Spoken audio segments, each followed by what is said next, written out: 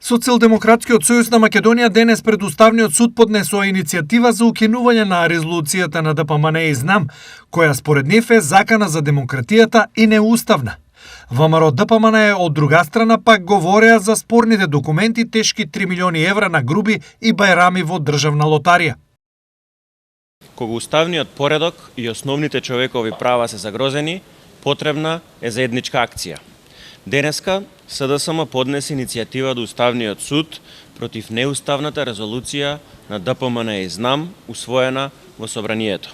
Конкретно, за повреда на дел 1 од Уставот, членот 16, кој ги гарантира слободата на говор, слободата на јавен настап, слободата на уверување и јавно изразување, и кој забранува цензура во секаква форма. СДС и ДУИ своето владење го покажаа со раководењето на државна лотарија, каде што Бајрами и Груби ја испокрадоа институцијата и избегаа.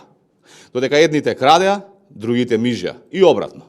А некогаш и двете структури крадеа заедно. Таков е и случајот со лотарија, каде што Бајрами и Груби ја приватизирале институцијата и правеле што сакале, а СДС, за да не ја распадне коалицијата, молчеле.